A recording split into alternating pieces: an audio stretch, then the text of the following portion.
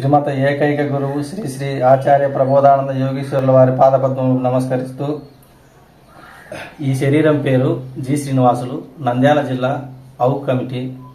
యేసుప్రభు వారి జన్మదినం సందర్భముగా ఇప్పుడు చెప్పబో అంశము ద్వితీయ దైవ గ్రంథము నుండి లూకాసు వార్త అధ్యాయం 11, 37, 38, 39, 40, 41 వచనములు.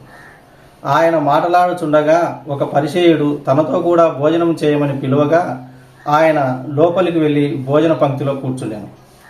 ఆయన భోజనమునకు ముందుగా స్నానం చేయలేదని ఆ పరిసయ్యుడు చూచి ఆశ్చర్యపడాను.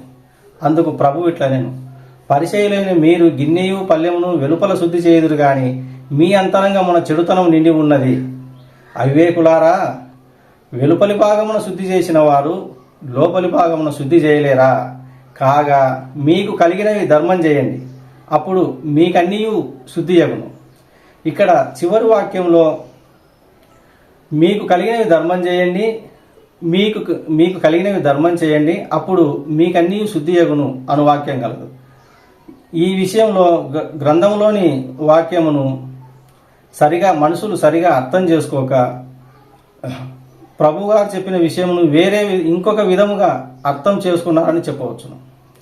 ధర్మం చేయండి అన్నప్పుడు మనుషులకున్న ధనము, వస్తు, వాహనములను దానం చేయండి అని చెప్పుచున్నారు. వాస్తవముగా యేసు అలా చెప్పలేదు. బాహ్య వస్తువులను దానం చేస్తే లోపల శుద్ధి కాదు. అందువలన బయటి వస్తువులను దానం చేయండి అని ఆయన చెప్పలేదు. అంతరంగమున ధర్మం ప్రకారం నడిస్తే లోపల మీ చెడుతనమంతయు లోపల శుద్ధియగునని చెప్పాడు. యేసు బాహ్య శుద్ధికి ప్రాధాన్యతనివ్వలేదు.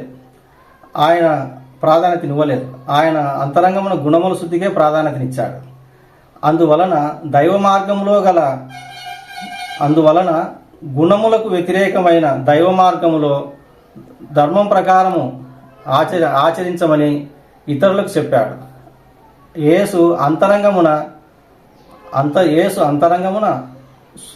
శుద్ధి గలవాడుగా ఉండి ధర్మం ప్రకారముగా నడుస్తూ ఇతరులను కూడా ధర్మ మార్గంలో నడవండి అని చెప్పాడని మనం అర్థం చేసుకోవాలి. ఈ అవకాశం ఇచ్చిన గురుదేవులకు నమస్కరిస్తూ సెలవు.